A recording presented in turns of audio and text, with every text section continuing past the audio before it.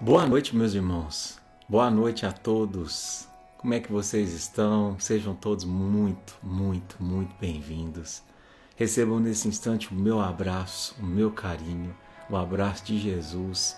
Que a espiritualidade amiga, a partir desse exato segundo, adentre o seu lar, lhe trazendo luz, lhe trazendo paz, lhe trazendo tudo de bom que você esteja necessitando nesse dia. Boa noite, Tiago. Boa noite, Amandita. Boa noite, Marisa, Tamires. Boa noite, Dona Alzira. Um beijo para a senhora, Dinei, Marcela. Boa noite, Noemi. Boa noite, Rosa. Bom te ver por aí, irmão. Boa noite, Tina e Paulo. Boa noite, Márcia. Boa noite, Coral Lopes. Boa noite, Aline, irmãzinha querida. Maura. Boa noite, Maria Helena. Lúcia. Boa noite, Éder. Boa noite, Bernardes. Família querida do Barquinho, sejam todos muito bem-vindos. Cíntia, boa noite, querida. Boa noite, Mauro. Um abraço, irmão. Boa noite, Vera. Boa noite, Dulcineia, Cristina.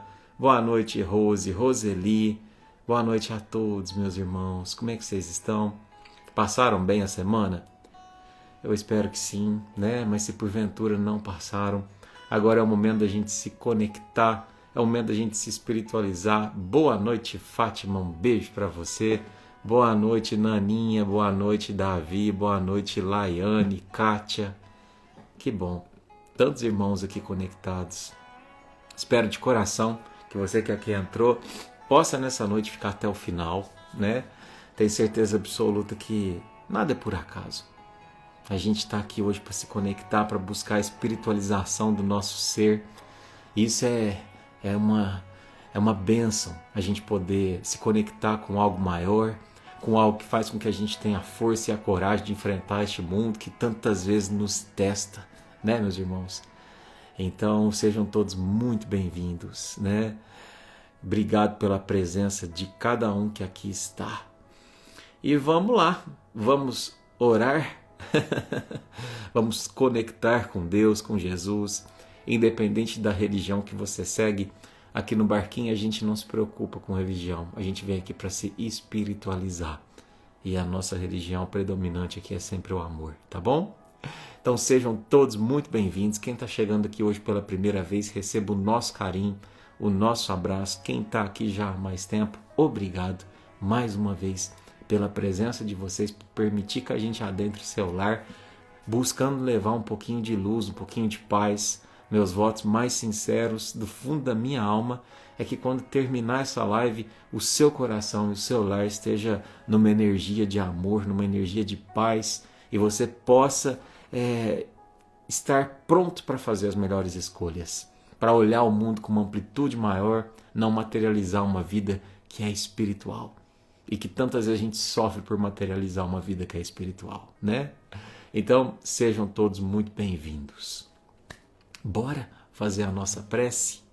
Hoje eu separei aqui pra gente uma canção que eu não canto muito, mas eu amo essa música, né? Eu vou cantar a versão dela em português, porque o meu inglês não é aquelas Brastemp. Mas ela é linda em português também. Então, meus irmãos, vamos lá? Vamos nos conectar?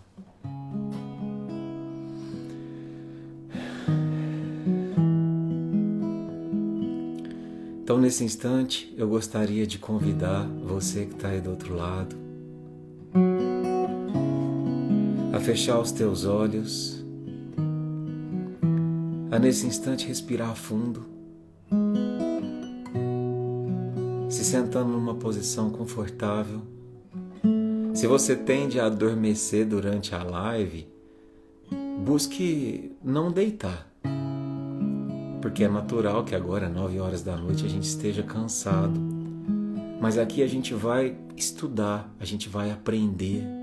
Então, sente-se numa posição confortável, sim, mas que não te induza ao sono. A gente precisa estar desperto pelas lições de Jesus. Tá com a alma, sim, tranquila, mas desperto. Porque às vezes uma pequena palavra que a gente vai dizer hoje reinicia a nossa vida e a nossa caminhada. Pai de amor e bondade, irmão Jesus, guia, ilumina e abençoa o nosso barquinho de hoje. Que as palavras possam servir a cada coração que aqui se conecta. Que a gente possa, Senhor, ser um instrumento do Teu amor, da Tua sabedoria. Que a minha pequenez não atrapalhe a intuição espiritual. Que eu tenha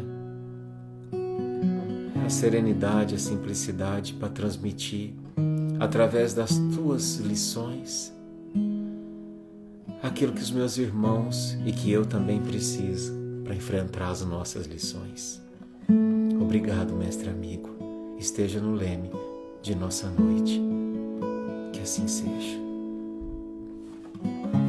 Tua voz me chama sobre as águas, onde meus pés podem falhar,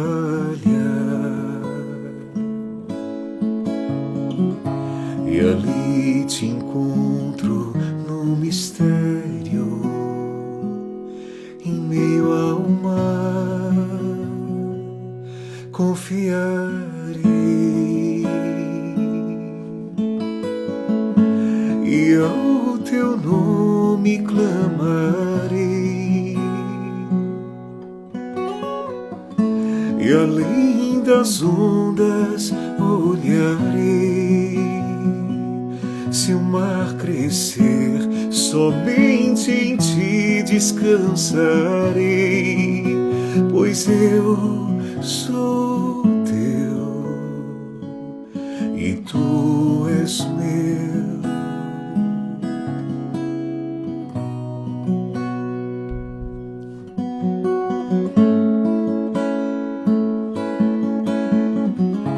Tua graça cobre os meus temores, tua forte mão me guiará.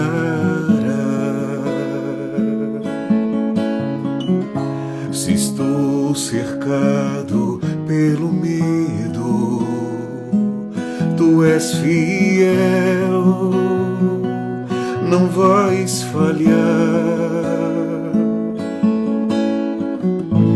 E ao teu nome clamarei,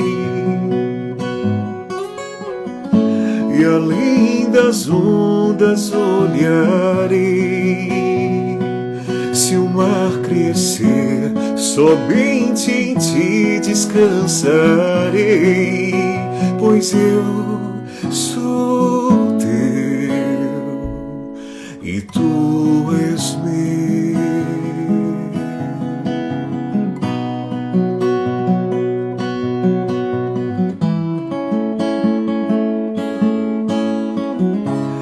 Guia-me para quem tudo em ti confie, sob as águas eu caminhe, por onde quer que chame. Leva-me mais fundo do que eu já estive, e minha fé será mais firme, Senhor, em tua presença. Guia-me para quem tudo em ti confie, sob as águas eu caminhe, por onde quer que chames.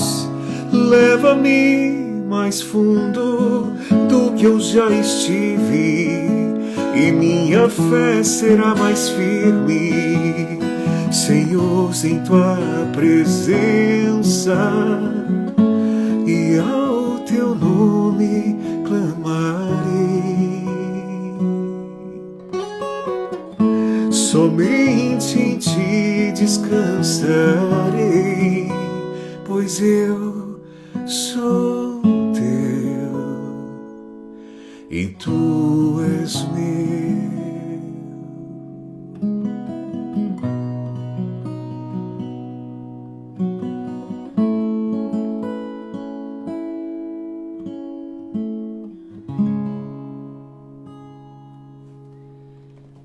Que assim seja.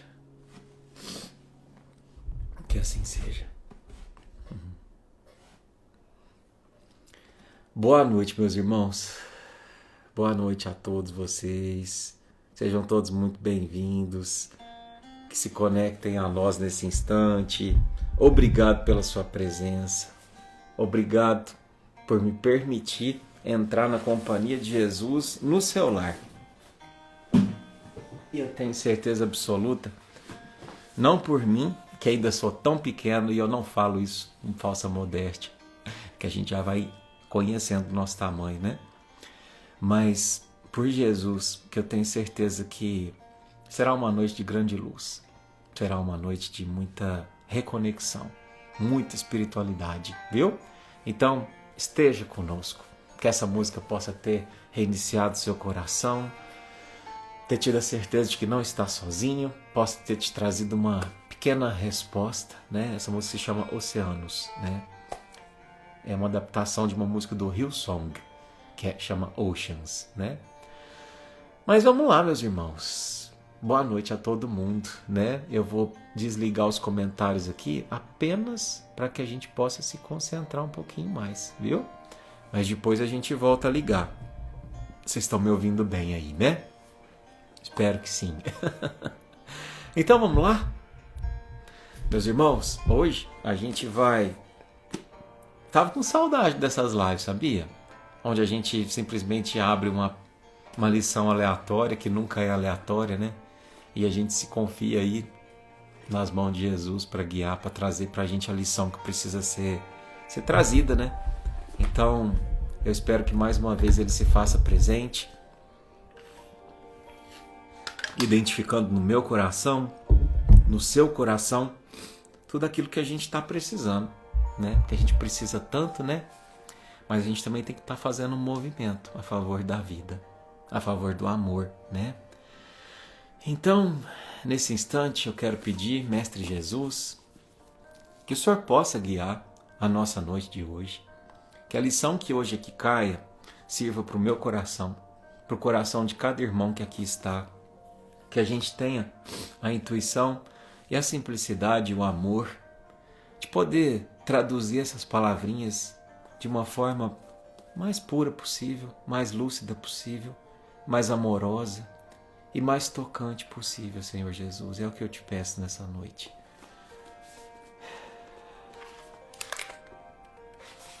Olha, a lição de hoje é essa. Item 16, não te perturbes. Tem alguém perturbado aí? Quem de nós não, né, meus irmãos? Quem de nós não se perturba ante as vicissitudes da vida, né? Ante as estações que passam de forma tão repentina, né? Uma hora a gente está vivendo a primavera, outra hora a gente está vivendo o inverno, outra hora é o verão, outra é o outono da vida. Então, não te perturbes. Vamos ver o que tem pra gente na lição de hoje, né? Então, essa lição do livro Fonte Viva, ela começa com uma citação de Paulo, né? E diz assim, coincidência, né? Semana passada a gente falou de Paulo. E o mandamento que era para a vida, achei eu que me era para a morte. Interessante. Vamos ver o que ele quer dizer com isso. Se perguntássemos ao grão de trigo que opinião alimenta acerca do moinho, naturalmente responderia que dentro dele encontra a casa de tortura, em que se aflige e sofre. No entanto, é de lá que ele se ausenta, aprimorado para a glória do pão na subsistência do mundo. Essa lição a gente já leu, eu tenho certeza. Mas eu estou sentindo no meu coração que a gente precisa reler. Então, assim, ela tem um sinalzinho marcado aqui de que a gente já leu. Eu não vou pular. Aí você fala assim, não, mas a live vai ser igual a de 2, 3 meses atrás. Nunca é igual. Nunca. A gente não tem roteiro nessas lives. Então, o meu coração, intuído pela espiritualidade, por Jesus, vai trazer uma lição diferente. Então, fique em paz quanto a isso. Se você também, assim como eu, identificou que essa lição a gente já leu, tá bom? Então, olha só. Essa poesia bonita, né? Que Emmanuel traz, essa figura alegórica Se a gente perguntasse para o grão de trigo que opinião alimenta sobre o moinho, o que ele acha do moinho? Ele responderia que dentro do moinho encontra a casa de tortura, em que se aflige e sofre. Como que ele descreveria o moinho? Como alguém que submete ele à dor, à dificuldade. Quantas vezes o moinho é a nossa família? Um local onde a gente é submetido muitas vezes ao desencontro, o lugar onde a gente muitas vezes é submetido a diferenças tão grandes que a gente fala assim, meu Deus, será que eu vim para a família certa? E quando a gente pede para alguém nos descrever, aquilo ali, Eduardo, é um lugar de tortura, tem tanta dificuldade de estar na minha família, ou no meu trabalho. E para mim aquilo é um lugar de tortura. Mas calma, calma, que o grão de trigo também pensa que o moinho é um lugar de tortura. Mas olha o complemento da lição. No entanto, é de lá que ele se ausenta, aprimorado para a glória do pão na subsistência do mundo. Então, ele entra sim, um pequeno grãozinho de trigo, sofre a tortura e a dificuldade das engrenagens que machucam e dilaceram, assim como são as engrenagens que testam a nosso orgulho, nossa vaidade. A nossa família muitas vezes é assim, como eu disse, o nosso serviço, as pessoas que nos cercam. Mas é de lá, é daquele moinho que dilacerou, que machucou, que o grão de trigo sai transformado em pão que alimenta. Olha que bonito isso. Porque se a nossa vida e a nossa família e o contexto que nos cerca hoje, independente do momento que você vive na sua encarnação, se ela te testa, se ela te submete muitas vezes a ser dilacerado pela dor de uma doença que você enfrenta, ou que vê um ente querido enfrentar, que você falasse assim, se eu pudesse, eu passaria por ele. É isso que aparentemente dilacera, que se bem sofrido, vai te transformar no pão que alimenta o teu espírito. E dali você encontra a serventia. Porque na nossa vida, meus irmãos, o propósito é serventia. Esses dias, né, tem uma psiquiatra que eu gosto muito, que é a doutora Ana Beatriz. Tenho muito carinho por ela. Embora ela não seja espírita, acho que ela é profundamente espiritualista, né? Espiritualizada, melhor dizendo. E ela falou assim, vocês sabem qual que é a diferença do sentido da vida? De encontrar o sentido da vida, encontrar o propósito da vida? Ela falou assim, que o sentido é quando você simplesmente trabalha em algo e atribui aquilo a tua função nessa existência. O propósito é quando você encontra o seu dom, o seu talento, e você coloca ele a favor do mundo. Aí você encontrou o seu propósito. E o propósito do grão de trigo é dar o pão. Porque é o pão que alimenta. Mas o processo de dar o pão, de fornecer o alimento, não é fácil, meus irmãos. Não é fácil. Mas se fosse fácil, o pão não viraria trigo. Não é verdade? Por isso que a nossa vida, volta e meia, a gente fala assim, Senhor, parece que o mar está calmo, a qualquer momento pode vir a onda, mas se você fica nessa ansiedade, tem pessoas que são assim, que ficam com tanto medo, falam assim, gente, mas está tudo tão bom na minha vida, eu tenho certeza que se aproxima a tempestade. Calma, se está tudo tão bom na sua vida agora, absorve o máximo de energia e de comunhão e de conexão com Deus que você pode. Porque a nossa vida são sim ciclos.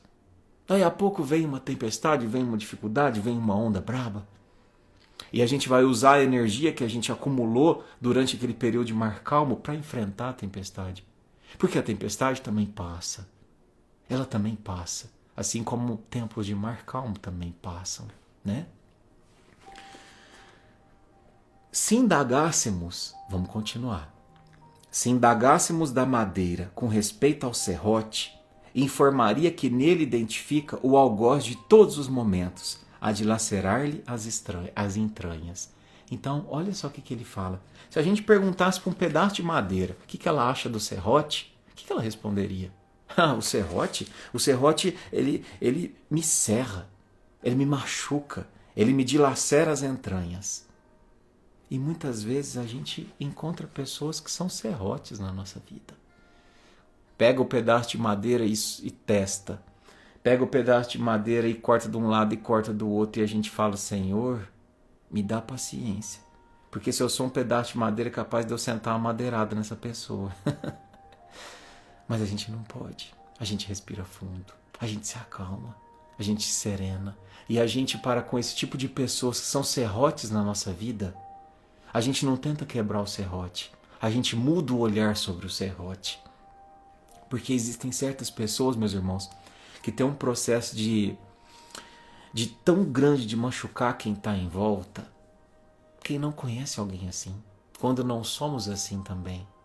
Mas existem pessoas que, onde elas encostam, elas machucam. E é preciso ter para com essas pessoas o olhar de piedade. Lembra da mulher hemorrágica? Vocês lembram? Aquela figura, né, da mulher hemorrágica que todo mundo relutava chegar por perto, porque considerava ela doente e onde ela encostava estava contaminado.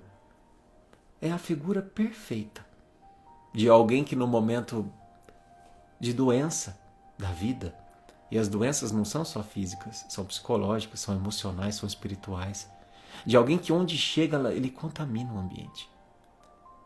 Mas um grão de amor, uma simples manifestação do manto do Cristo para com essas pessoas é capaz de curá-las. E Jesus não vai descer na terra para essas pessoas tocarem o manto dela, o manto dele. Sabe quem que pode se fazer manto dele? Adivinha. Tô olhando para ele. Tô olhando para ela. Você.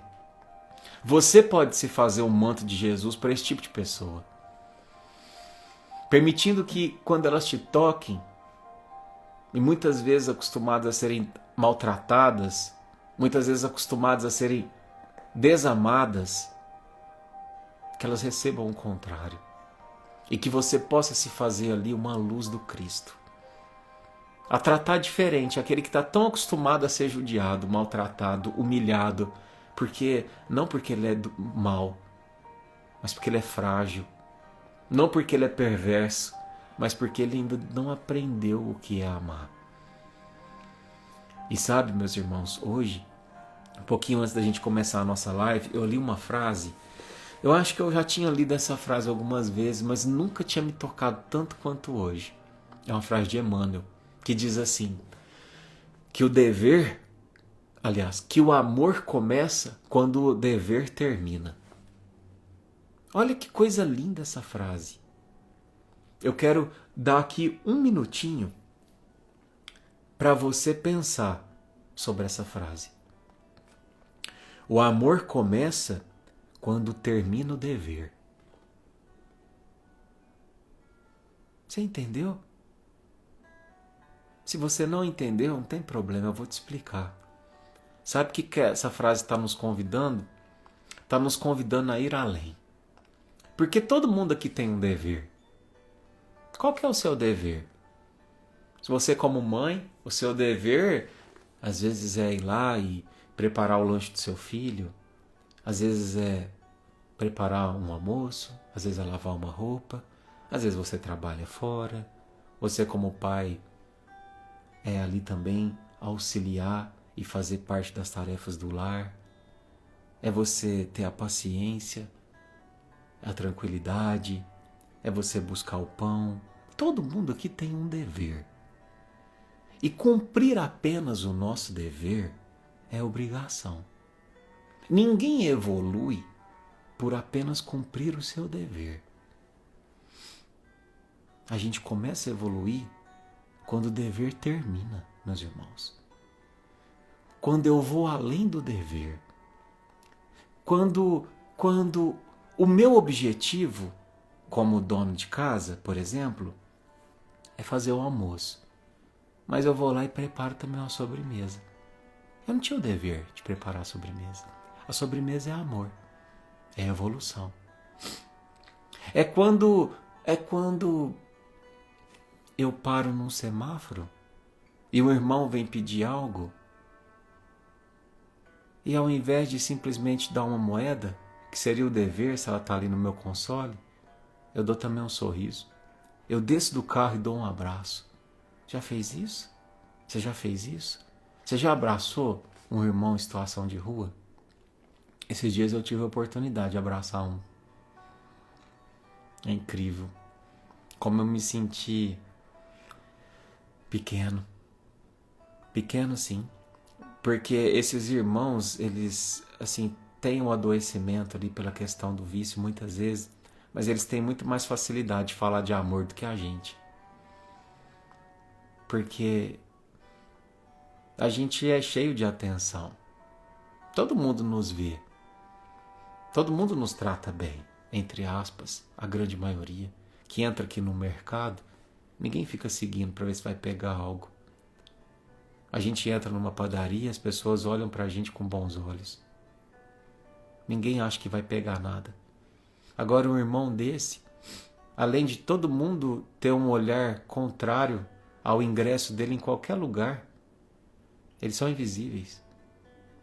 Então, na menor gota de amor e de afeto que eles recebem, muitos deles nos dão uma aula, como esse irmão me deu esses tempos para trás que eu tive a oportunidade de conversar com ele, né?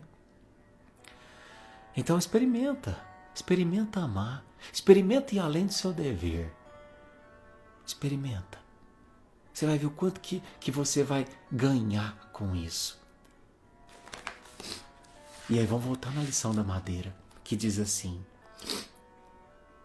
se indagássemos a madeira com respeito ao serrote, informaria que nele identifica o algoz de todos os momentos, a dilacerar-lhe as entranhas. Todavia, sob o patrocínio do suposto verdurgo, faz-se delicada e útil para servir em atividades sempre mais nobres. Percebe? Percebe que muitas vezes aquele que dilacera, aquele que machuca, é o mesmo que lapida? É o mesmo que me constrói para a vida? Pois é. A dificuldade gerada por alguém que me machuca pode ser transformada em lição. Fica muito mais fácil entender o irmão como um alguém adoecido. E aí eu escolho, eu vou ser outro doente revidando ou eu vou ser um médico que vou ajudar a cuidar? Percebe? E o remédio do médico que cuida do espírito é o amor, é o perdão. Sim, existem serrotes, pessoas serrotes, que nos dilaceram profundamente. E aquela peça de madeira que nós somos fica com uma cicatriz que pelo menos numa vida só a gente não consegue nem tirar. Mas, irmãos, perdoar é transformar. Perdoar é dar um novo sentido à tua madeira. É tornar um simples pedaço de madeira, não sei, numa chave que abre uma porta. Não sei. Pode ser tanta coisa. Entende? Então, tem uma frase que diz assim: não é sobre aquilo que fizeram com você, é sobre aquilo que você fez do que fizeram com você. E é verdade.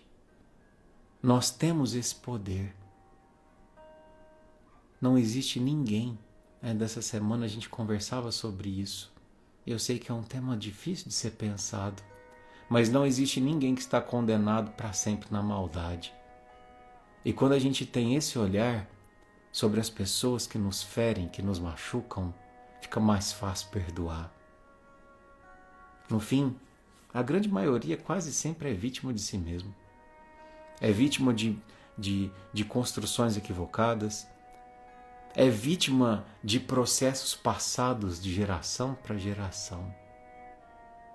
Vítimas de vítimas, né? E a gente aqui não é vítima de nada.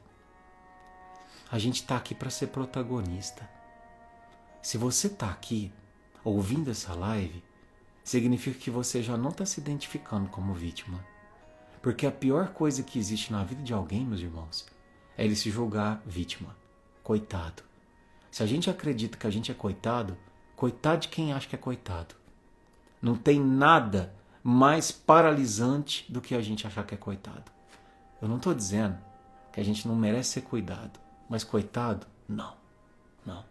No mundo há injustiça sim, mas não há injustiçados. A gente identifica as dores que nos causaram não para encontrar culpados, mas para se libertar a partir do momento que eu identifico e falo assim, então foi aqui que me pegou. Então foi esse o processo que aquela forma de educar dos meus pais causou. Mas quer saber? Agora eu liberto. Eu entendo que foi feito o melhor que se podia. E agora eu preciso seguir em frente. Sabe? O processo terapêutico é esse. E eu não estou nem dizendo aqui da parte psicológica, estou dizendo da parte espiritual. Perdoar é transformar. Transformar a mágoa em impulso. Impulso para o progresso. Né? Se consultarmos a pedra com alusão ao buril, o buril é aquele instrumento que ele lapida a pedra, né?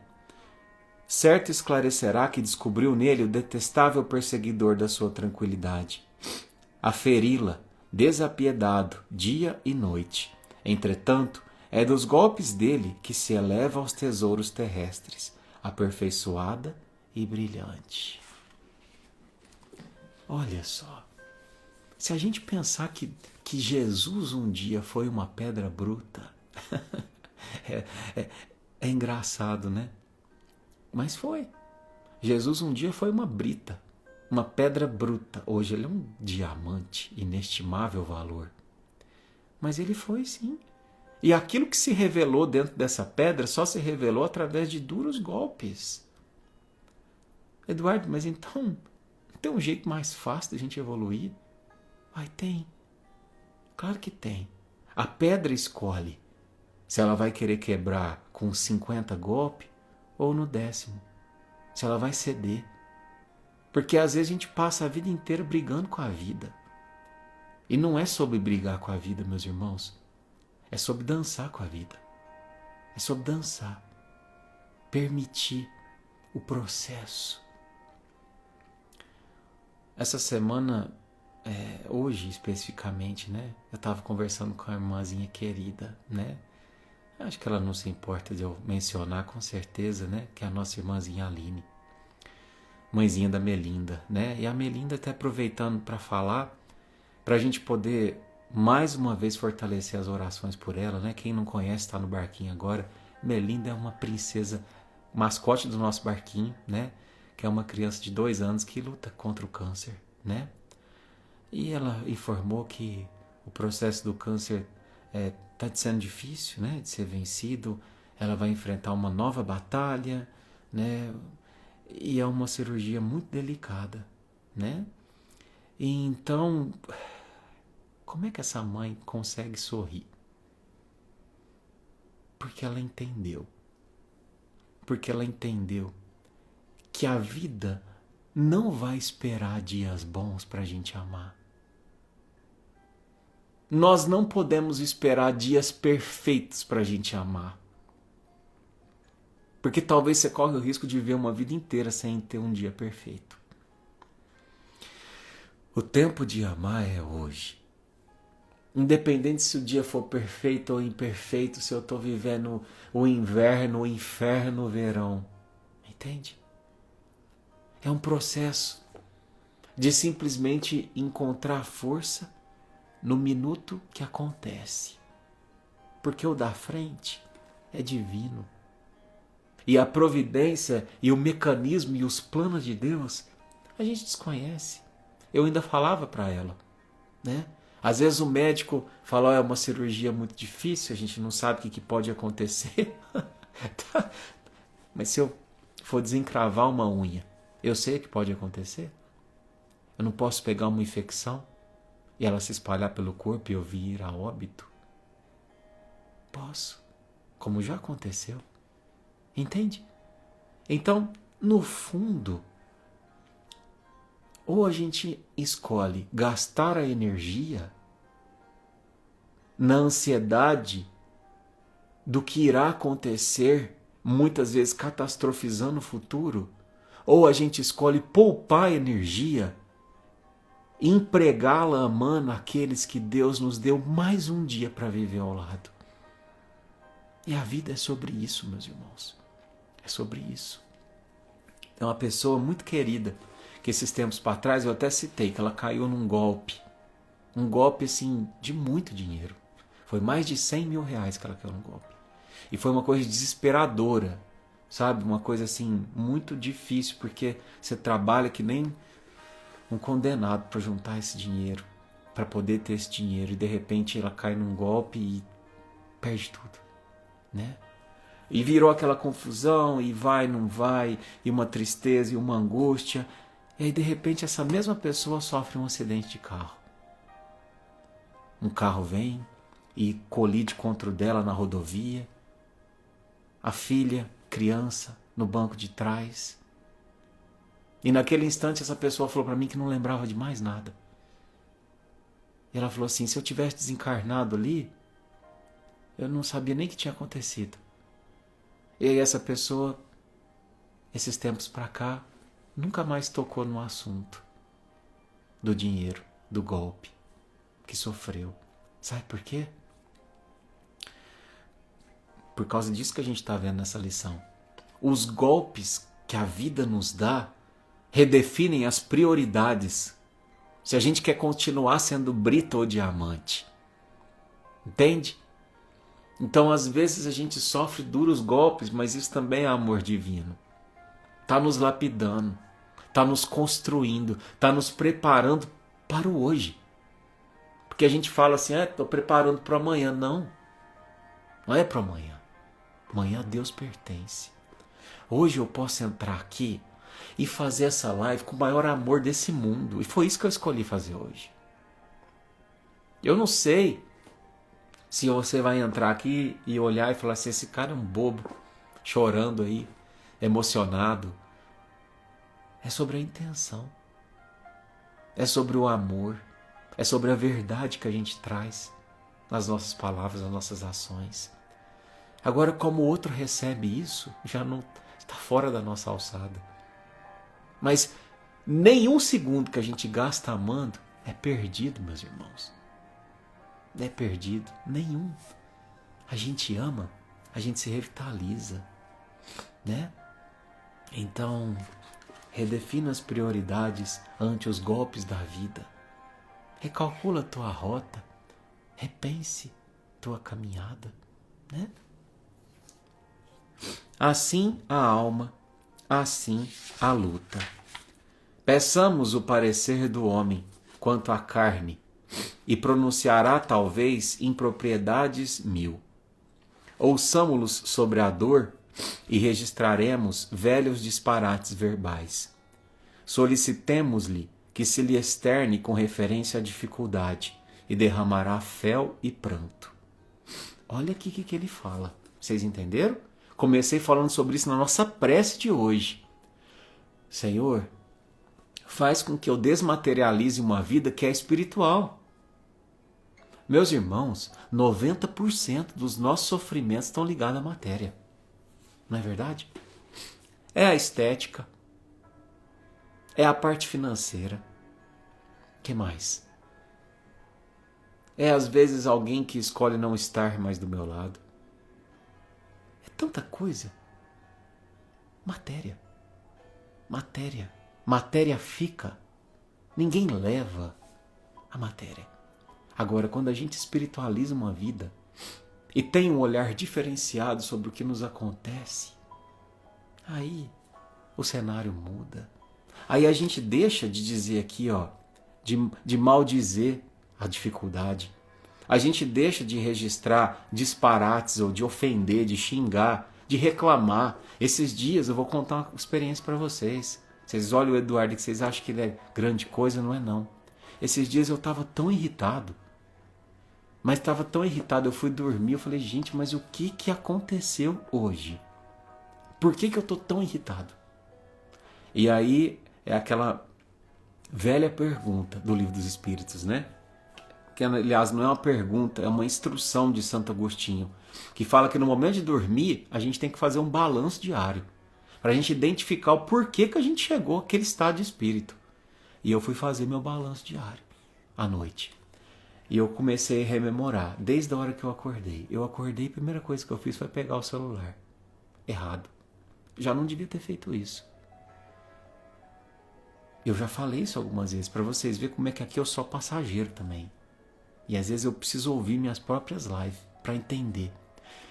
Primeiro gesto do dia é ajustar o leme. E a gente ajusta o leme antes de começar a navegar. É a rota do navio. Então o primeiro movimento do dia é uma prece. Talvez antes mesmo de levantar da cama. Senhor, a ti eu entrego esse dia. Faz com que eu seja um bom instrumento teu. Se porventura vier ventos de tempestade, de raiva, de dor, que eu não sucumba a eles. E que eu tenha a sabedoria de aprender, independente de quem se aproximar ao longo do meu dia. É isso. E aí eu já comecei aquele dia desconectado, materializando a vida. Porque não existe nada que materializa mais a nossa vida do que o celular, não é? E aí depois eu comecei a entrar num processo de reclamação. Aí já estava perdido. Aí eu fui engolido pelo reclamar. Mas tá calor demais, mas não chove, mas é isso, mas é aquilo, mas fulano fez isso, mas ciclano, beltrano, quem que ele tá pensando que é? E não sei o que tem. E aquilo foi criando uma bola de neve.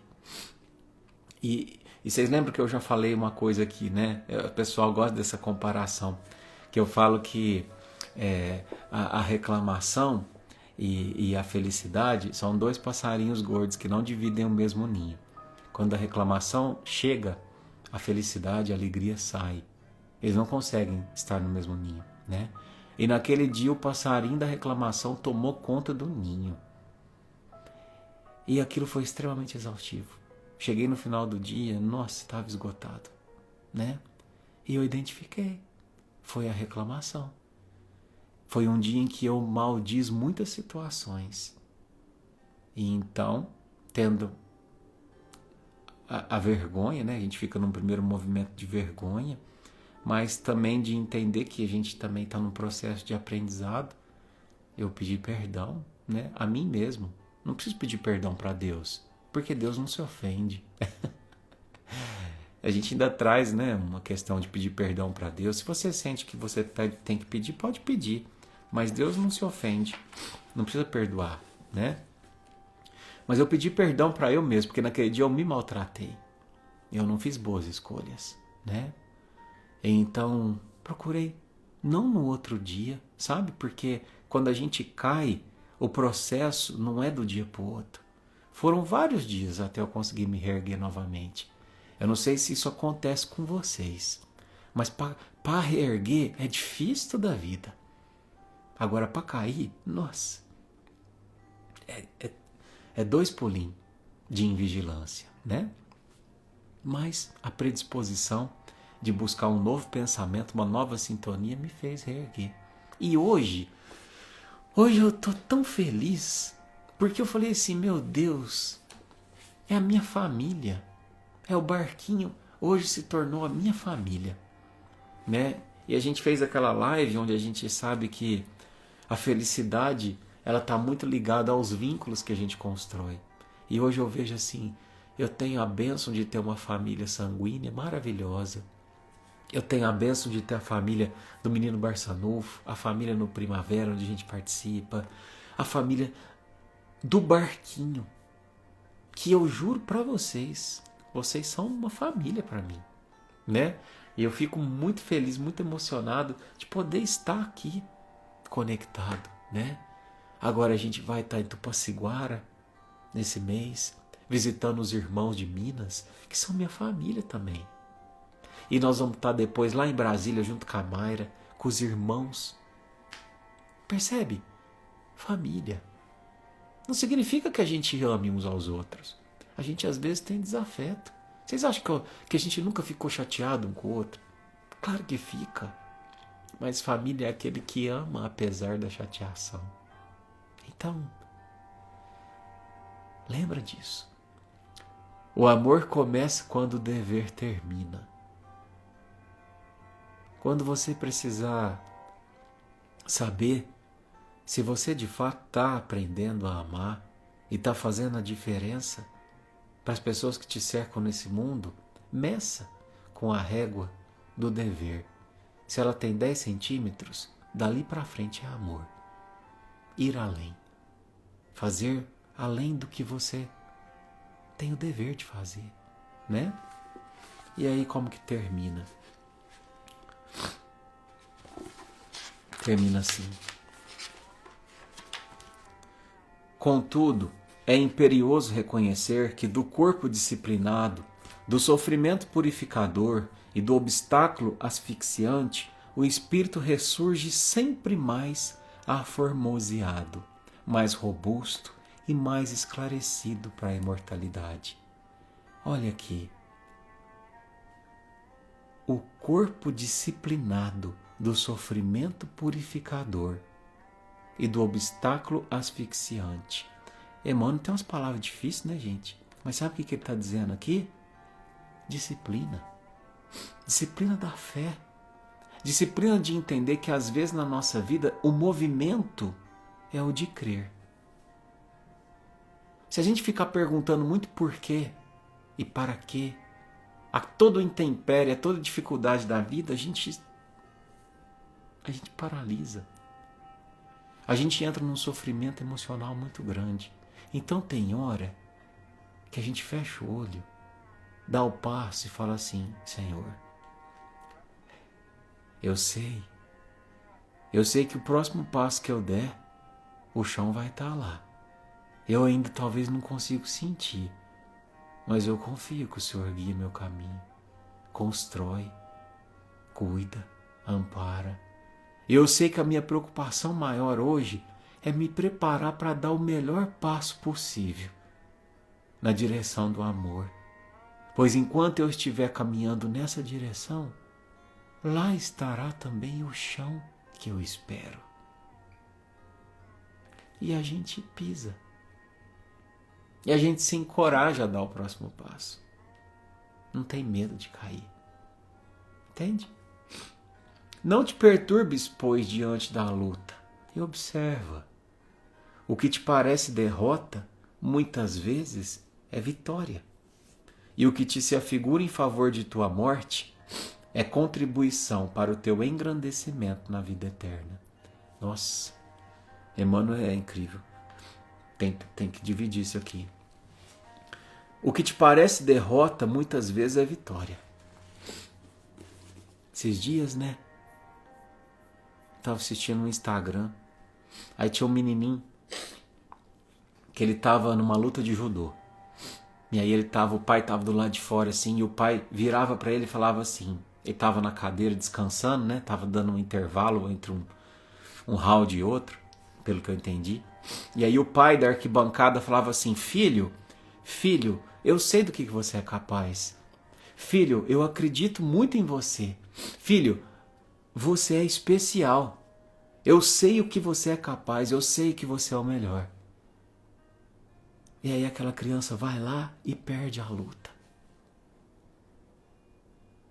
E aí as pessoas escreveram assim nos comentários: poxa vida, mas adiantou nada.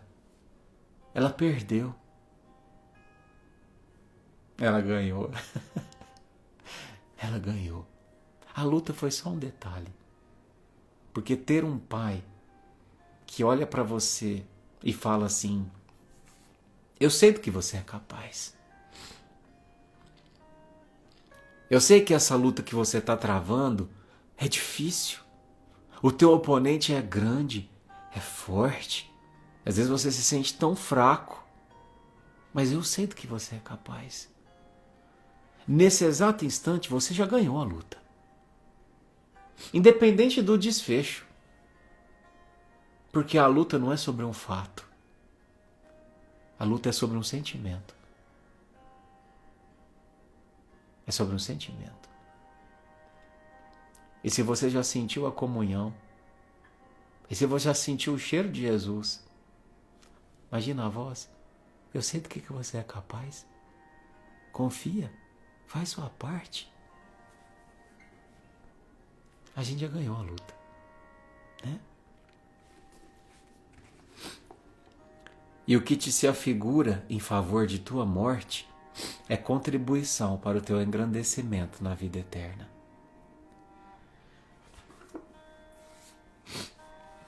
Uma doença, quando visita o seio de um lar, ela desestrutura muita gente. A doença física, ela meio que nos força a duas decisões. Ou a desistir por não encontrar força, ou a buscar uma força que a gente não encontra em nós, em algo além. E esse é o processo. Essa é a intenção da visita do adoecimento. Porque sim, eu sei. É muito fácil eu virar e falar para você assim, tenha força. Mas você não tem uma filha com 2 anos enfrentando um câncer, como a nossa irmã que tem, né? Mas são momentos como esse que eu falo para a Aline e para todos nós aqui que enfrentamos as dificuldades, as intempéries da vida, que a gente tem que se permitir estar em comunhão, permitir ser cuidado juntos, ser tutelado, ser amado, dar as mãos. Não é no sentido bonitinho da música que toca na Rede Globo todo final de ano.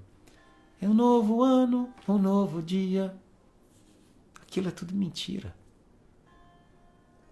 Porque ninguém ama um dia só no ano. Isso aqui é construção. Isso aqui é chorar junto com o irmão, num primeiro momento. Mas é também segurar a mão e falar assim, você não está sozinho. Eu não estou sozinho. Eu sei que nós estamos aqui pelo vínculo virtual, mas o amor independe. Se é virtual, se é concreto, se eu consigo tocar, se trata de sentir. Porque às vezes você divide um lar com uma pessoa, você nunca se sentiu amado. Ou às vezes você nunca viu uma pessoa. Ela mora do outro lado do mundo, mas você conheceu ela na internet e você sente o amor dela ali. E é sobre isso, meus irmãos. Amar, enfrentar as vicissitudes da vida tem a ver com se apoiar. Então eu quero encerrar a nossa live de hoje dizendo a você, Aline, que está enfrentando esse processo com a Melinda, e a tantos outros irmãos que também estão enfrentando a dificuldade da dor, da doença, da enfermidade, do luto. Você não precisa enfrentar isso sozinho. Nós estamos juntos, em comunhão, entre irmãos. E a doença de hoje é a cura de hoje, não é de amanhã, não. É a cura para que a gente compreenda uma vida espiritual onde a gente internaliza que amar vai muito além de servir e de cumprir o dever.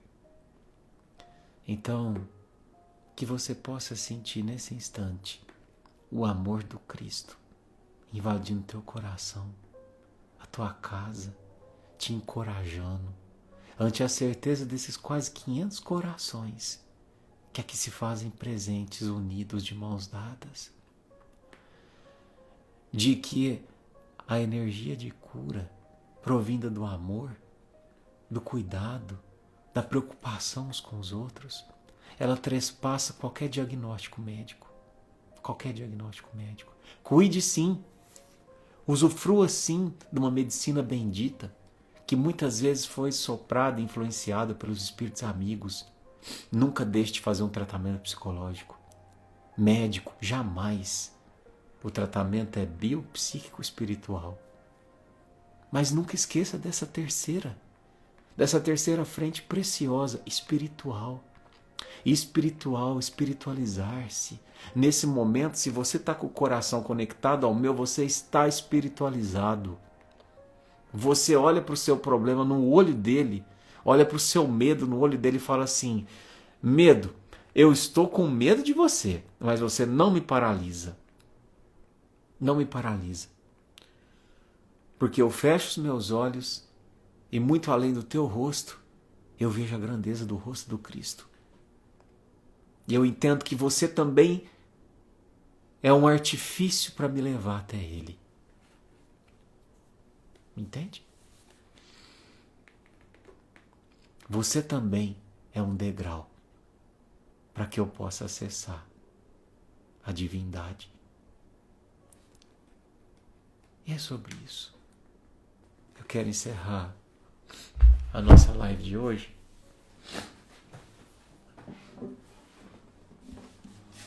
com uma música que eu gosto muito.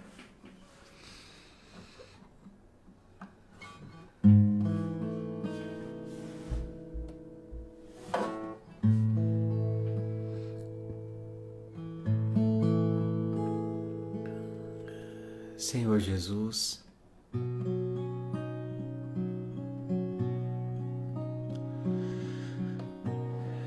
nesse instante, unidos pelo Teu amor, nessa energia de cura que a gente criou aqui juntos, na certeza desse medicamento bendito deixado por Jesus, a cura pelo amor, a cura pela prece, pela preocupação, pelo sentimento que se conecta ao do irmão em dificuldade. É esse sentimento que nos une nesse instante, meu Pai. Então, que ao longo dessa prece, em forma de canção, o nosso pensamento possa ser direcionado e guiado a favor de nós, aqueles que precisam ser curados, que precisam se reencontrar, porque talvez materializaram uma vida que é plenamente espiritual.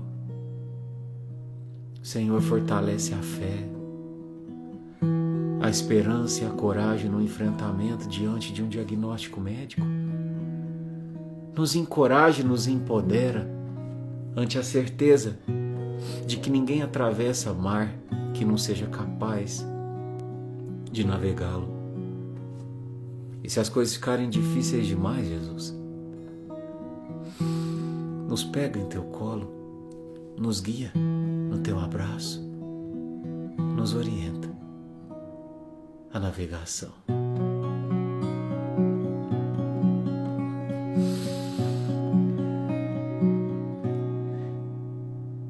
Eu fico tentando compreender o que nos teus olhos pode ver. Aquela mulher na multidão que já condenada acreditou que ainda havia o que fazer, que ainda restara algum valor. E ao se perder em seu olhar, por certo haveria de vencer.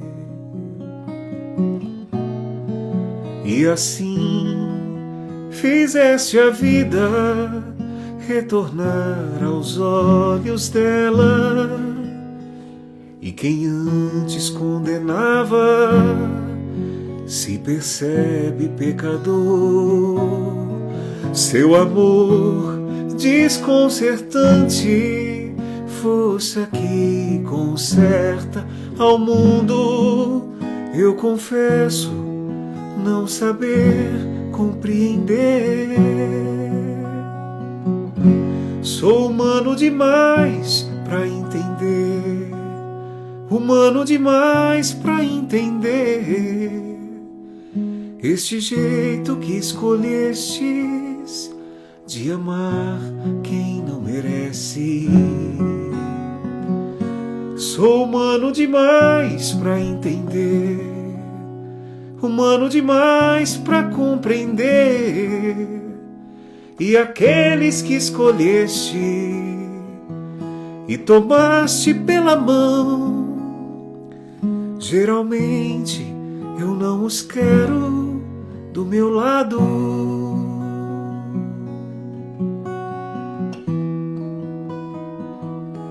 Eu fico surpreso ao ver-te assim, trocando os santos por Zaqueus e alguns doutores por Simão, alguns sacerdotes por Mateus, e mesmo na cruz, em meio à dor, um gesto revela quem tu és. Te tornas amigo do ladrão só pra lhe roubar o coração. E assim foste o contrário, o avesso do avesso. E por mais que eu me esforce, não sei bem se te conheço. Tu enxergas o profundo, eu insisto em ver a margem. Quando vês o coração, eu vejo a imagem. Mestre Jesus, me ensina a ver além da imagem. Me ensina, Senhor, a ver o coração de cada situação, de cada irmão que comigo divide essa jornada. Que eu possa, como nessa lição de hoje ensinou, ter a serenidade e a paciência. Se a vida me castiga, se a vida me maltrata, que eu seja como um grão de trigo, que tenha a fé de que depois do engenho que maltrata, o trigo se fará pão, pão que alimenta o espírito, que não nos deixa com mais fome, pão que alimenta o que me cerca, que me faz ter serventia num mundo tão carente do pão do amor. Obrigado, mestre amigo, que a luz esteja em cada coração, hoje, agora e sempre. Que assim seja.